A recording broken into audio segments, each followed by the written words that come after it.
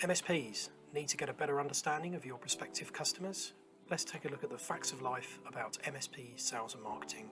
In this video, we'll be looking at understanding your buyer, the what, why, when and how.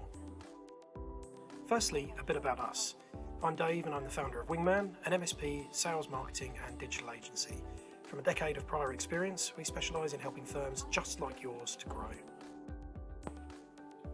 To understand how to form a sales and marketing strategy that will consistently aid the growth of your MSP business, we need to firstly appreciate the buyer's perspective of their IT and their relationship with an MSP. An MSP to a small business owner-manager is like a basket in which they place within all of their IT and often their communication needs too. To try and acquire even just one of that business's IT services away from their incumbent, in most, but not in all cases, we must do one of two things: break that basket or wait for them to want to switch to a new basket. Both considerations should form a part of a consistent, structured strategy for your growth. And to understand more about how we can tap into either of those opportunities, we need to explore the sales journey further from a buyer's perspective. And to appreciate the buyer's journey, let's take things right back to basics. As you've probably guessed by now, I love an analogy, so bear with me. An MSP is a bit like an oven, and 99.9% of people will have an oven and be happy with their oven. If you've sent them marketing about your oven, or called them and tried to sell them a new oven, they aren't going to be interested right now, as they're happy with their oven. That is until their very oven that they've been happy with lets them down halfway through their cooking Sunday dinner for the whole family. So, me rambling on about ovens, how is that relevant to an MSP? From our numbers and experience, we know that 97% of SME businesses have a formal IT arrangement in place already. That basket is firmly there, with them claiming that they are happy with, or at least committed to, their current arrangements. And if, like our oven, you market and try to sell to them while they're currently committed to their incumbent, you aren't going to get very far, right up until they decide they need a change, or your message is just direct enough to make that basket wobble. But I hear you ask, why keep communicating with them if they aren't yet ready to buy? Back to the buyer's journey to answer this question.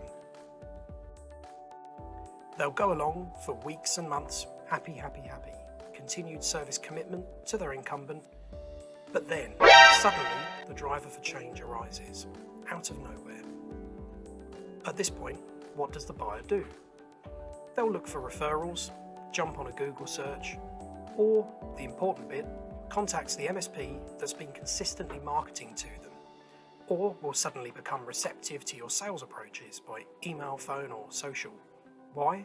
Because they feel a level of trust has developed from your consistent marketing. The education and insight that you have shared has helped stand you apart from your competitors who may have tried once and then given up. There are three pillars that are important to sales and marketing, and we'll cover the strategy, messages, structure and format of these later in this series, but they're based around audience, message and broadcast. Why is a buyer motivated to switch? What are the drivers for change?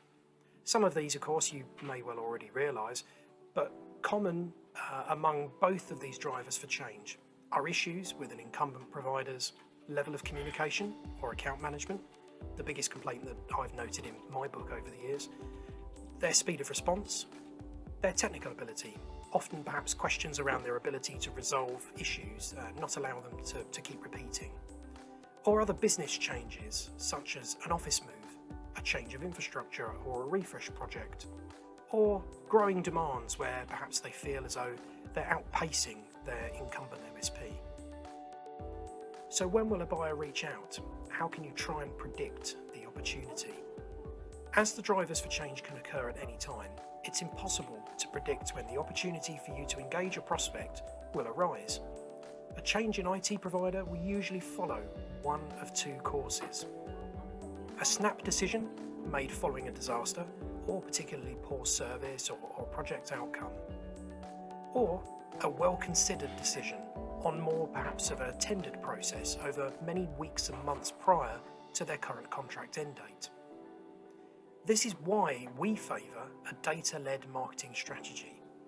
That engagement with that potential local audience of businesses can be achieved only through building your very own marketing audience. More on that to follow in our next video. Both of these courses, a snap or a well-considered decision, are very reliable sources of new business. But to respond and capitalise on those opportunities as best as possible, you need to be ready. Keep in front of that audience so you're always there, passively waiting for that oven to break, positioning your brand as the party for them to remember in their time of need. And now finally, how can you get in front of those prospective buyers? Having now explored a buyer's actions, motivations or drivers, and a timeline, or lack thereof, we can now appreciate a little more about how we should be approaching buyers. And as repeatedly mentioned throughout this video, hint hint, the answer is in consistently being in front of those buyers by using our three-pillar approach. Audience. Understand and identify who your target market are. Message. Tailor an appropriate message to best resonate with the prospect's business. Broadcast. Utilise a multi-touch approach across multiple marketing and sales mediums to keep in the prospect's mind's eye. Thank you for joining us on this journey through the whys and what fors of MSP buyers. I hope you found the information useful.